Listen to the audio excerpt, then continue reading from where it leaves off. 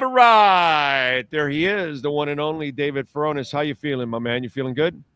Feeling good in the middle of this big 11-day road trip, switching sites from Chicago to the Detroit area, and some competitive joint practices we should see against the Lions. You're hitting 8 Mile? You're going to rap against Eminem? What are you doing in Detroit? I guess, yeah.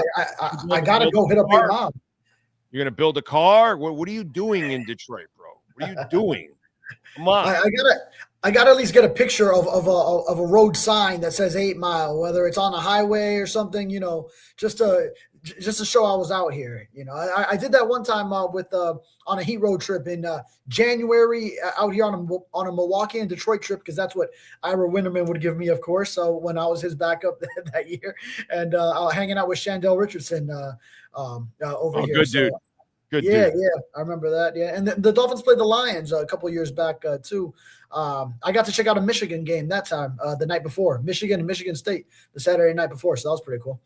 Okay, all right. Not a baseball game or anything? No, I saw, and the the Tigers are so good too. But no, they are at where I just came from, Chicago. They're playing the White Sox right now. And I know there's somewhere else, maybe Minnesota after that. So I did do my homework to see if I could catch the Tigers. I would have loved to see Tarek Skubal on the mound in one of those games. Let's go over a couple things that was announced today. One, it's kind of for tomorrow, Tyreek, Waddle, and Phillips still day to day, and the Phillips one doesn't bother me as much because Phillips has proven to me you can bring him along slowly. I just need him healthy for the regular season. But with Tyreek and Waddle, if you're going to play Tua, I'd like for his weapons to be out there to kind of help him a little bit for a series or two. And this might be the dress rehearsal game, actually, when it's all said and done. It's a little bothersome that Tyreek and Waddle are still kind of day to day. I hope they're able to practice and play.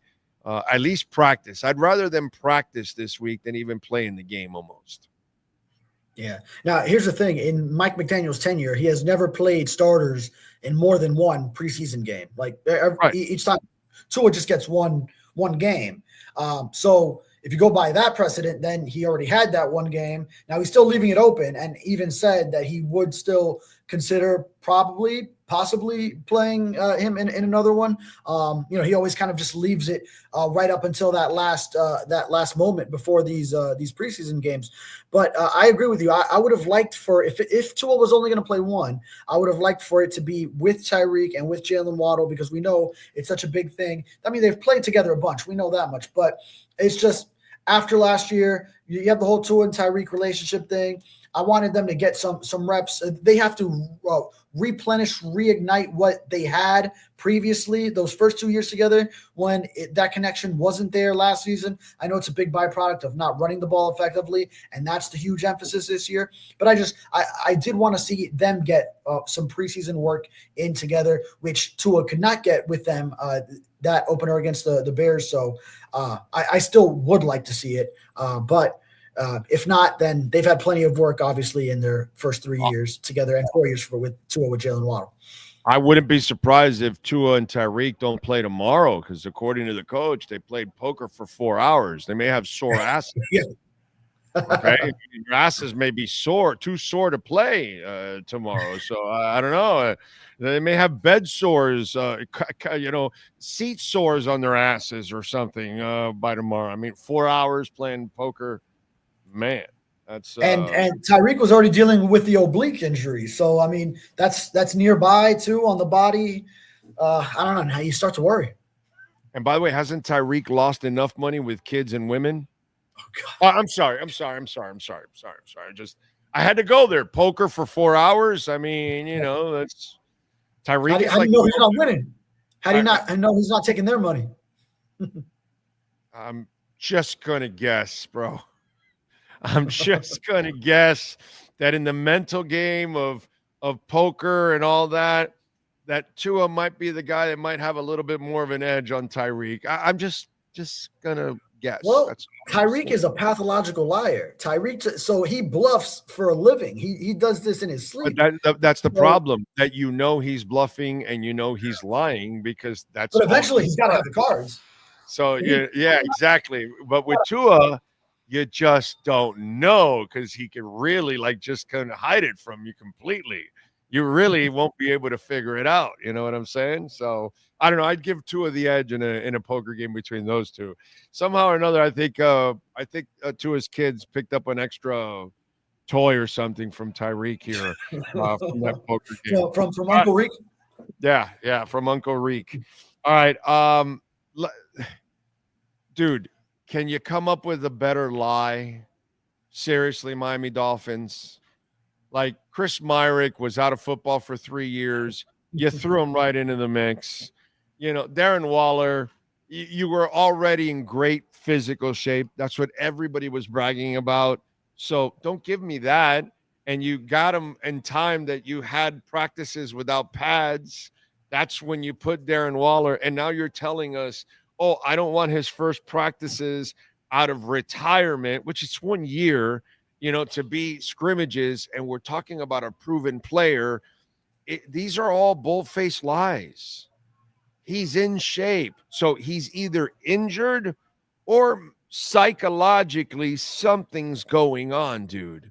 None of us with half a brain are believing any of the bullshit that he's selling us about Darren Waller. I don't know about you. I'm not going to speak for you, but I think people with half a brain aren't going to believe anything he's saying about that because it makes no sense whatsoever. If there's an injury or a psychological issue, which they don't have to tell you about either, that makes sense.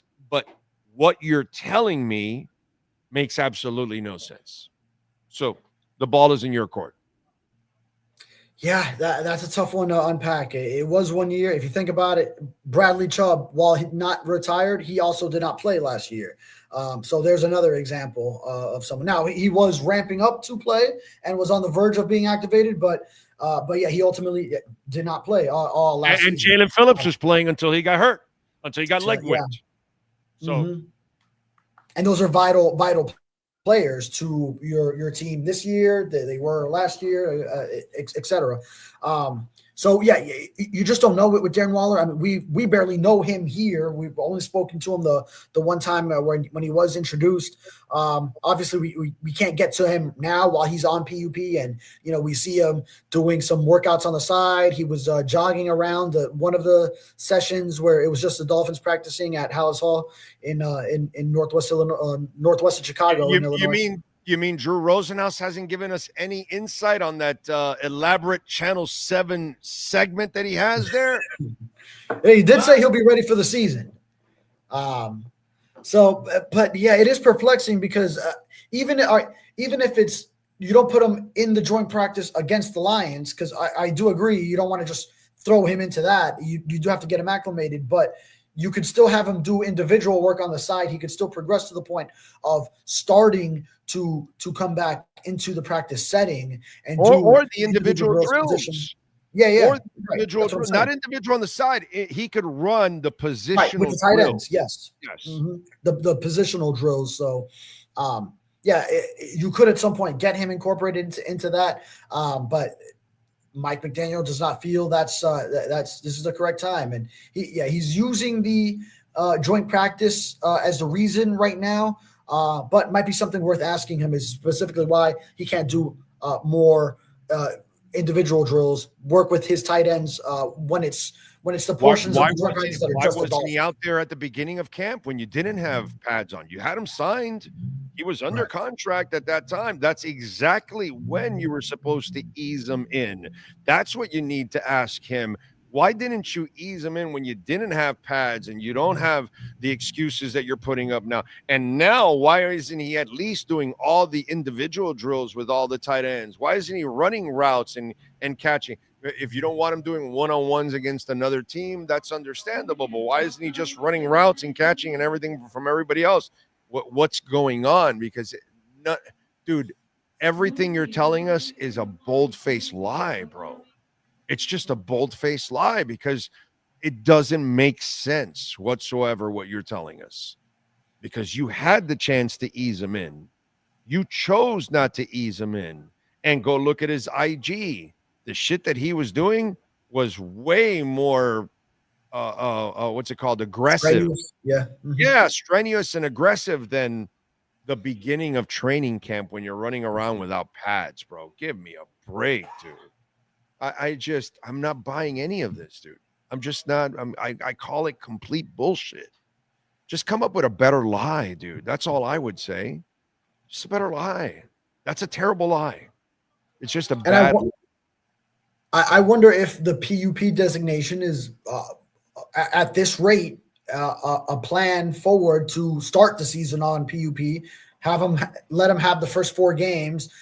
To then maybe that's when you start to get him incorporated into the real football sense. Now, of course, that if that were to develop, that would go against what Drew Rosenhaus has told us on his WSVN segment, is that he would be ready for the regular season. But it's a very slow progression toward the season for him if he's still not off PUP and not practicing now. So it's not going to be the second of the 3 preseason weeks. You already had the 2 weeks of camp before preseason started. So now you're talking about going through 4 weeks of camp without him. You only have 1 preseason game left after that. So at that rate that he's moving, which is not off PUP yet, then at that point, are you going to be comfortable come week 1 saying, moving him so rapidly from not participating in football, starting to participate, getting him in pads, not getting a chance against another team at all, unless you get him into the final preseason game and really accelerate him into that? Would you be comfortable putting him out there for a regular season opener when, as you have said, he is coming, as I'm talking to Mike McDaniel here, he is coming off retirement? Right. None of this makes any sense whatsoever. Okay, so help me out here because, to me, this is why I think this is a season that is just being set up in a way that Mike McDaniel is not a good enough coach to survive, and Weaver will take over. So walk me through this. So we've gone through an offseason where you needed roster spots, and you signed a substitute teacher, a guy that hasn't played football in 3 years, and a failed rapper. Am I doing the right in inventory here? Right? They just signed a substitute teacher yesterday, a failed rapper, which we just talked about, and then the aforementioned Chris Myrick, who wasn't in football for 3 years. These are 3 of your roster moves that you needed play. The Chris Myrick one, I kind of get it because he's just filling in for the fullback. It's a really odd position and all that. So I kind of but it's still funny that you went and called a guy that's been out of football for 3 years. It's still funny that your Pro Bowl tight end wanted like a contract, and you said, no, thanks. Let's go get a failed rapper. And then now your running back gets injured and you go get a substitute teacher. I don't know, my brother. Is that actually true, or are you just? Yeah. The Shampling was also substitute teacher. Yes. Okay. Yeah, I didn't look back and find that. I just looked at his football stats, to be honest, and then he went to Harvard. But hey, I'm a smart substitute teacher. He went to Harvard. They actually hit the books there. You know what I'm saying? But no, it's just kind of funny how in a season where you need everything possible. Oh no, we'll trade our 4th for a 3rd next year. Oh no, we'll push a 5th into the future. Also, all these kind of things that they've done. They didn't mortgage any money in the future. They didn't mortgage any picks in the future. Like there has been zero urgency. Okay, zero urgency. You see Jamal Williams and people are talking about Zach Moss. No, dude, it's Aaron Shamplin and Mike Boone. I'm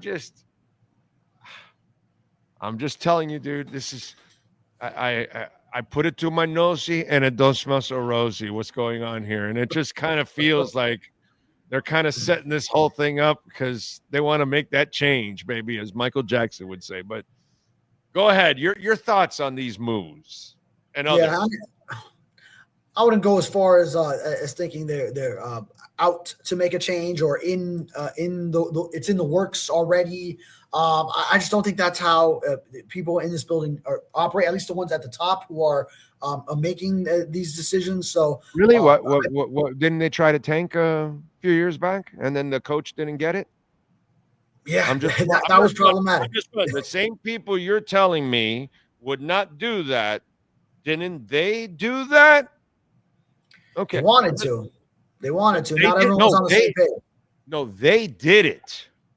And they also set up an interview also to bring in Tom Brady. And, the one dude didn't go along with any of the plans. Like, he was screwing up every plan. So you're going to tell me that these people wouldn't do this also? Papa, come on. But see, I remember that rebuild, and I feel like it was transparency as to that being the plan. Like, I remember Adam Schefter pre-game to an NFL playoff game at the end of the 2018 season.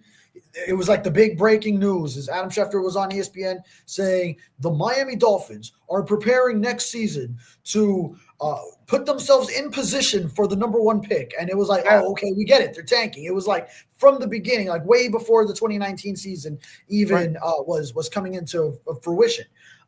So I felt like that was a transparent thing. But instead of, they're not going to advertise this, bro. They can't advertise this. They can't say that they're doing this. But I'm just telling you, look at the actions everywhere.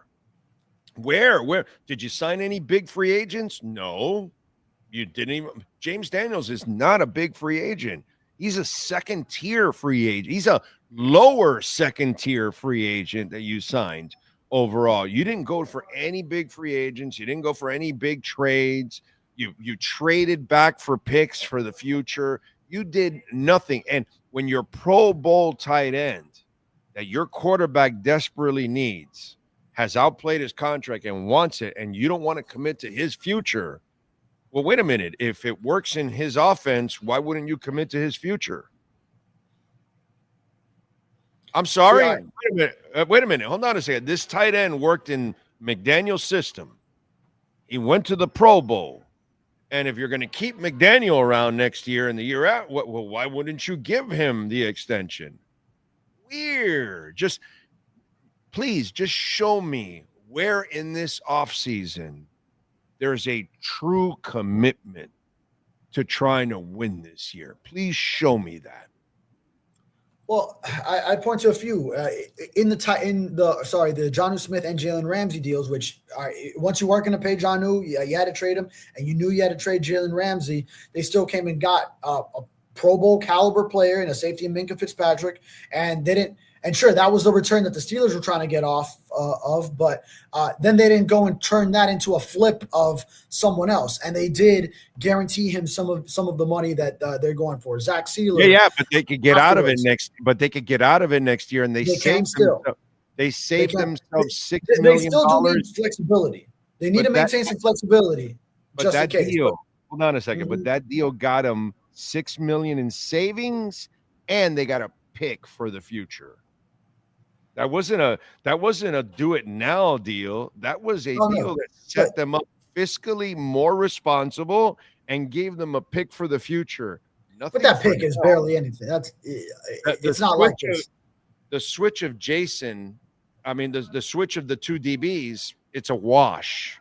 You know what I mean? You have one elite player in the secondary. That's all you had anyways. It's a wash. But now you got a guy that at least is younger, and you saved yourself money, and you can get out of it next year if you want to. So it's a lot of flexibility in it. It was a super smart deal, but it wasn't like, oh my God, this is for winning purposes. This is for, we want to unload these contracts. That's what they were dying to do. It wasn't like were they really better because of it? Not really. You lost your but a team that's trying to tank would just trade the player for future picks only and not go and get a return of a wash in the secondary. Yeah, if you were truly trying to tank, you wouldn't just want the wash of the talent in the secondary. You would want to just take picks and lose the player and be worse off for Bubba. You're stuck with a player that doesn't want to be on your team. You're stuck with a guy that is disgruntled and a problem and doesn't even want to get along with the coach. So you had to swap out that part of it, and that's what you ended up doing, relieving your situation. But overall, you still lose a Pro Bowl player, and then you add another Pro Bowl player in the process. but you put yourself fiscally in a better position, and in the future you put yourself in a better position out of it, because you got to pick out of it, man. So yeah, you were planning for the future. It really wasn't a present deal. It was only a present for convenience, so you can get rid of the disgruntled player for the other guy. That's really all it is. Well, and I think you always have to be having an eye toward the future. So I think now they're just not going, because as they have said, they are still trying to win, but they're not going all in either direction. It's not an all in rebuild. It's not an all in win now, like they went too far the previous couple of seasons. So there you go. They're kind of trying to find some balance, because yeah, you do need the future flexibility for whatever could happen. But I wouldn't count it as something like they are already set on that Mike McDaniel won't work. I think they genuinely do want to let this season play out with the way it is, because you have Tua signed, you still have Tyreek, Jalen Waddle you extended last offseason along with Tua. You did, and then this offseason, here's the move, is that you did extend Zach Sealer. So that would be one where that is for now and for the future. So yeah, I mean there's moves that show you in each direction, but I would say it's more balanced now, and also more frugal, more fiscally responsible with the money. And what you did was you didn't do enough to save his job, because he's not a good enough coach, and his team is now taking several steps back from the last couple of years. So if he fails, how do you bring him back next year? How do you justify that? You can't. You can't. You're right. Right. If this season is a failure, you have to. It's a hot seat season. Absolutely. That's why the change is going to happen, because I don't know how he avoids this. I don't know how he coaches his way out of this. I just cannot see Mike McDaniel coaching his way out of this, because this team is not good enough and not deep enough. It just isn't. Not compared to the teams of the past, and it doesn't have enough experience and leadership like it's had in the past. I don't know, man. To me, I just kind of see what's going on, and it smells funky, bro. It smells funky. It really does. Now, part of it with Mike McDaniel is, of course, shortcomings that have come when he doesn't have his quarterback too. So I will give him the benefit of that doubt. Now, you can't just continue to give him that benefit of the doubt when your quarterback continuously gets hurt, and then you don't have your solid backup option available there. So now that'll come into play potentially this year, where, all right, we've had enough of a sample size of, we know what happens, how seasons get derailed when you don't have your offense with Tua running it. Now, you have to make sure it gets across through his head that how vital he is to this team, to not be doing stupid things on the field with throwing his head in there and putting himself at risk, making sure he stays available for his team. But then too, in the event that Tua is hurt, you need your backup option available and ready.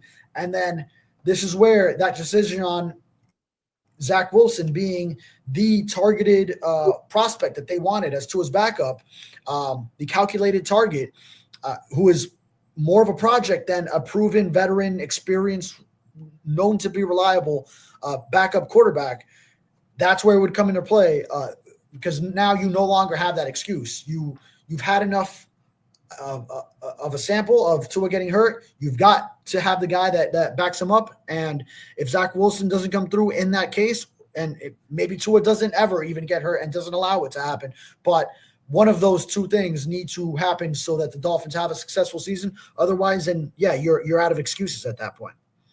Well, you want out of excuse. Did you see Skylar Thompson this weekend? No. Did you see Skylar Thompson this weekend? I got some glimpses of it.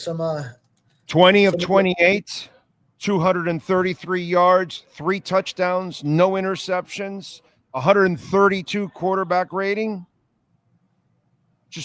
I'm just wondering, because I love the people that, blow smoke up our fans' asses, and part of it is in the media. Oh, Mike McDaniel lifted Tua. Bullshit, dude. Tua carries his sorry ass like he carried Flo's sorry ass.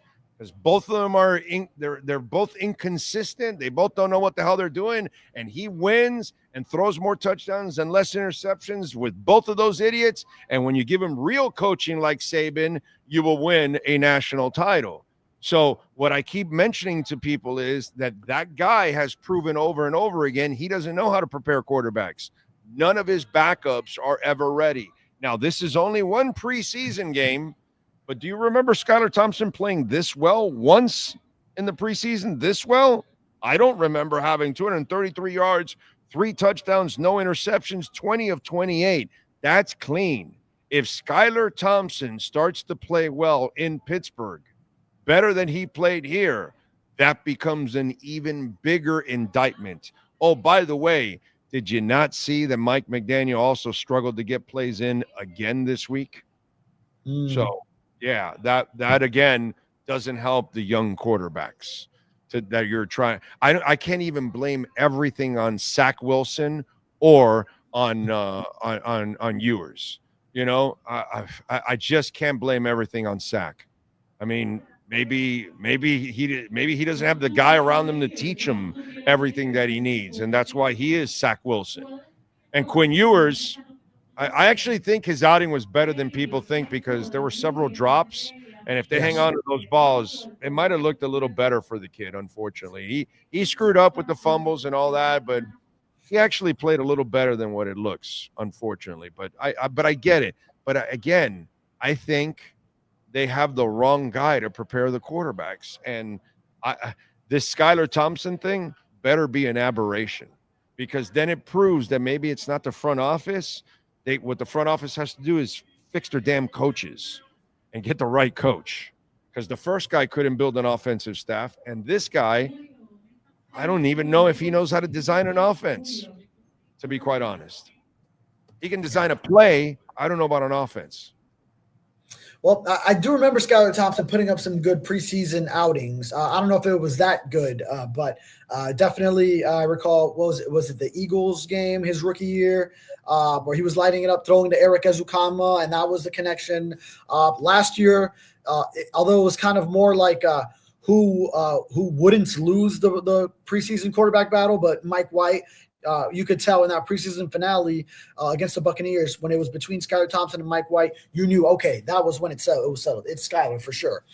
You figured that much out based on how much better he ran the offense there in that game. So we have seen it from Skylar in the preseason and then not come to fruition in regular season. So we'll hold off on that. But it would be an indictment if, let's say, he were thrown into some action in the regular season and he is playing well, then, yeah, that would be telling. If that quickly in Pittsburgh it happens, and then if at the same time, boy, you play both. See, with that Zach Wilson nickname, now you can play both sides of the fence with the Dolphins' Zacks because you have Zach Sealer who produces the sacks, and then you have Zach Wilson now who gets sacked from holding onto the ball too long. He used to sack MILFs. Now he sacks himself. That's kind of what it is now. He's just switched up the sacking, and so that's it. And we got to. That's a married man you're talking about, Big O. He's a married man now. Exactly. So he's not sacking MILFs anymore. Now he sacks himself. So let's spin the Z around and make it an S. It's kind of let's bring Cam Cameron back so he can say, oh, we're going to make that thumb right side up, and all that for picking Ted Ginn. So we'll do that. So spin the Z, make it an S, and call him Zach Wilson because that's exactly what that was bad, bro. That was bad. And if Skylar Thompson continues to play well, that is going to be like a really this fan base is going to be really pissed because you're going to find out that really your problem is not so much your personnel, it's really your coaches. With the fact that your coaches haven't been good enough for whatever reason, and because there's a lot of talent that has come through this building, dude, in the last few years, and you've got to learn to tweak which ones to keep and which ones to let go. But your coaches are your main problem, dude. It's been a revolving door, and it's bad. It's bad. Yeah, I think unfortunately. if Zach Wilson also doesn't pick up the offense in an efficient manner to be prepared to back up Tua and play in the event that Tua gets hurt, and he would just be another one on in the long line of Dolphins backup quarterbacks that cannot play in this system, then yeah, I mean, there's enough evidence at that point to line up that the system is just too complex for most quarterbacks, and that on these Dolphins rosters, it's only No, worked Papa. with No, no, Tua. Papa. No, no, no, no, no, no, no. You're wrong there. You're wrong there because he hurts Tua. Tua's so good, he overcomes his bullshit because he doesn't win challenges. He doesn't get plays in on time. He doesn't stick to the run. He doesn't even know who to use in the run. Look at this week. He went back to Achan on short yardage, bro.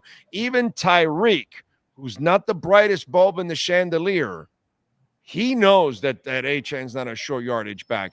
This guy does things that are detriments to the quarterback. The problem is Tua is so good that he overcomes this guy's detriments. But Skylar Thompson or Huntley or Ewers or Zach Wilson, these guys aren't going to, they're not at Tua's level, so they can't overcome his goofus ass. Tua overcame a guy that hated him, bro. A guy that hated him. He overcame a guy that said, you know what? We're going to start him off against the Rams. You know, that's the guy. And Tua had to fight that. Tua had to fight the guy that he didn't practice all week for the Ravens game. Oh, get out of here. We don't need you. Until, you know, Jabroni gets injured and then you need him. And then all of a sudden, you know, because you're a jabroni as a coach, and now you need him, and he carries your ass, and you come back. Tua is better than people actually think he is. He's much better than people think he is. It's just he's not the guy that you want him to be. You want him to be Josh Allen. You want him to be, what's it called, Lamar Jackson. That's not his kind of game. So his kind of game, you need to block and you need to run the ball. And Mike McDaniel doesn't understand that. So he is a detriment to all quarterbacks, but he's a bigger detriment to young quarterbacks. Yeah. Now I won't give you him on your point on hurting Tua, because Tua was a different quarterback when he had Brian Flores, and you saw the turnaround for him when he joined Mike McDaniel. So I can't give you that one, Big O. Yeah, well, really? Well, that's because he got Tyreek and Waddle. Oh, by the way, when he had Oh, that too. Waddle, when they had Waddle, the other coaching staff made him a fucking possession receiver. How do you like them apples, bro? You think that's great coaching? Let's get Waddle and let's make him a slot receiver, because we're really fucking geniuses. So you couldn't find a slot receiver and put the kid on the outside. You know, like when he had a broken rib and finger and he completed a 50-yarder to Waddle on the left side, you know, that kind of stuff. No, let's use him. Come on, dude. Come on. That's a detriment to your quarterback. That you had a quarterbacks coach that was a 7-on-7s coach. You had dual offensive coordinators. You had like 3 different offensive line coaches. Everything was a detriment to Tua under Flo and under Mike McDaniel. All the talent came in, so that opened it up for him, and he gave him confidence. But I don't think he made him. He just gave him confidence, because when he was in Alabama, he had all of that too, and he delivered a national championship. So, I saw the proven Tua already. I've never seen the proven McDaniel, put it that way. I've seen him do it without McDaniel, where I haven't seen him do it with McDaniel. And I blame McDaniel like I blame McDaniel for a lot of the ills of the offense. Well, we have seen him do it with McDaniel too. So we've seen him do it without McDaniel, but we've also seen him do it with. No. What I mean is do it the right way with McDaniel, with the running game, and know when to stick to the run, like in that Buffalo game, like in that Green Bay game, that when the run is working against the Ravens and you're driving downfield and Mostert is pounding them, and then all of a sudden you go to the stupid screen, and then there you go. And it just, these are the things that are a detriment to the quarterback. Yeah, no, I mean, there's definitely things he could do better, but I feel like because giving him the confidence that you mentioned, that's part of coaching too. that coach to player relationship. So you do have to give him credit for that aspect. And then that uplifted him to a point where then he could lead the league in yards per attempt and quarterback rating one year, lead the league in completion percentage another year, passing yards in 2023. So, we've seen the best of Tua these past 3 years under Mike McDaniel. Now he's just got to get healthy again, have the run game work to allow things to open back up, to get the connection with Tyreek and Jalen Waddle back up and running, and then that could respark things. But right now, coming off last year, right, we are on the downward trend, but they're trying to dig themselves out of it.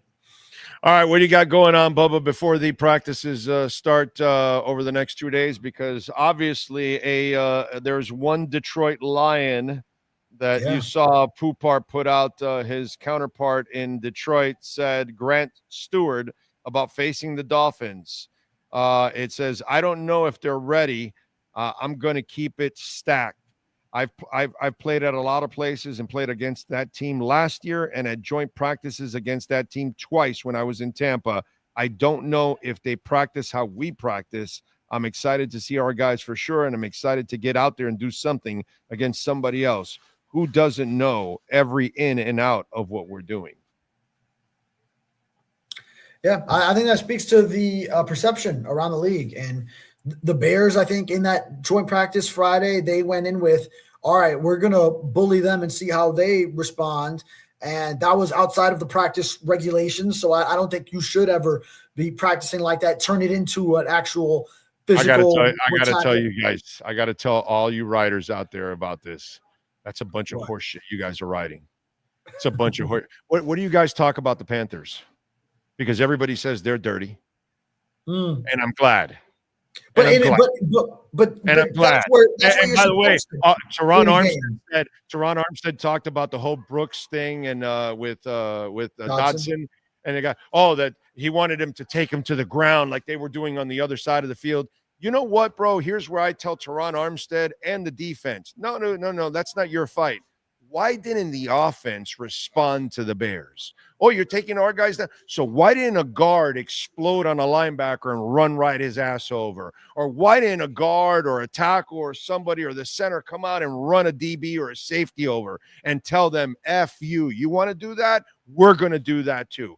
Why didn't the Dolphins offense, the softest thing on this team for 40 freaking years? There's a reason why the Dolphins have been wussies for 40 years, dude.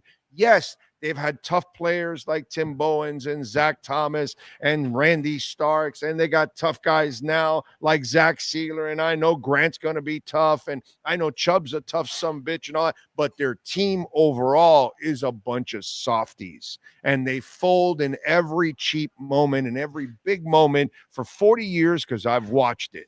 So I love how Teron Armstead's talking about, they wanted the linebackers to take their guys down like they're doing to our guys. And I'm asking, why didn't our offensive guys actually go after the dirty defenders from the Bears?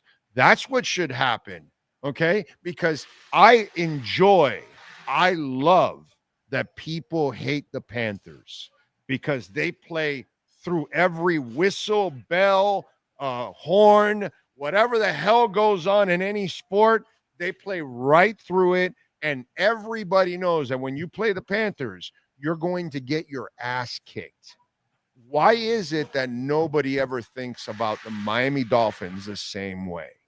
Please explain that to me. So when you guys are all writing about, the Bears defenders were out of line. No, what you guys should say is, why didn't the Dolphin offensive players get out of line?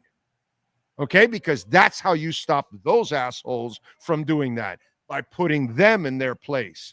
But the Dolphins have never done that, and they've never been that team. And that's why the Eagles are raising the trophy, because they will put you in your place on offense or on defense. Go ahead. Well, because I think it's a practice setting where you're trying to work on what makes your offense run. So you don't want to go, if I'm a guard, I'm not going to go outside of my scheme and then later have my coaches yelling at me for not being in the right spot because I went and chased down a linebacker that wasn't even my assignment and go put him on his ass just out of like a pride thing. Got to send a message. Send a message. In a game, maybe, but I mean, you're just working on stuff in practice. So you're going to allow people to beat on you? No, well, that's why then when someone would get tackled, then that's why fights started, and then Mike McDaniel doesn't like that, so that's why he got into breaking it all up and shit. But no, yeah. So I mean, yeah. Once they saw, okay, because that's how a play ends, is a player tackling another player. If they see that, then that's when the physical altercations begin. But that's already at the end of a play. So, but then I wouldn't want them to then have it so much in their mind that then now they're going out of the scheme and their offense to go and say, all right, now on this play, I'm going to go hit the shit out of this guy when that's not where you're supposed to be going. That's not your assignment. I know, but if they're doing it, you can't sit there and go, they're defenders who are supposed bad to on you. Oh, you can't do that. Oh, naughty. Put the dunces cap, put him in the corner. That doesn't fly. None of that flies. This is football, hockey. Hit him, dude. Hit him back. That's the only way you get respect in this league is if you hit him back. If you're just going to be the punching bag, God bless, dude. I don't know about that one. That was rough. Yeah, anyway. That's the big question mark that it is tough to call is that because you want to get an efficient practice to work on the things that you need to work on ahead of the season. But then, yeah, if another team is messing with you, then and you have this perception around the league, then you do want to send a message as well. So I know it's kind of something that I'm torn on, but ultimately, I'll leave it at this. It's a preseason game, and the Bears do that to the Panthers. What do you think happens? If the Panthers were a football team and the Bears were a football team, or vice versa, they're both hockey teams, and the Bears start doing dirty shit to these Panthers in the preseason, ¿qué pasa? They're going to respond and hit them in the mouth. But also in games, you are supposed to be tackling to the ground. So I don't think I think there's nothing tough guy about the Bears thudding and then a running back who assumes that's all you're going to do and lets up because the play's over. Now all of a sudden you're twisting him to the ground. Like I don't think there's any or bully. But if you're a thug or you're a bully, well then send the message, baby. Send the message, bully, thug. That shit don't fly here. And that's my point. That if you would have tried that with the Florida Panthers that you see now, they will punch you in the mouth. Manny Navarro's coming next. Not these canes, because these canes, maybe now Mario starts getting different ones, but the last 15, 20 years, soft-ass canes, they do the same thing. Now, the canes of the 80s and the 90s, you try doing that to them in a practice, and they're going to drag your ass all over the field for something like that. I would rather see I'd rather have my team be talked about in that way than be the team that is taking on the hits. That's all I'm saying. See the Canes of the 80s, 90s, and 2001. They would drag your ass all over the field, and they would also do it within the rules and beat you 62 to 7 or something. You know, okay, so they do both. Yeah, but whatever it takes. All right, follow him on Twitter at David Furones _ and catch his work there at the South Florida Sun Sentinel. And, of course, reach out to our friends at Welt Rheaume. We are in storm season, 954-966-4646. They have their own adjusters. So if you suffer any kind of damage, water damage, wind damage, or hurricane damage, call them. They'll send their adjusters, and they'll attack the insurance company. 954-966-4646.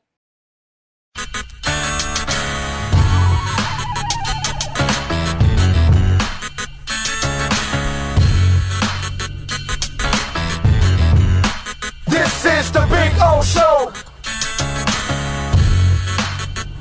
This is the Big O Show.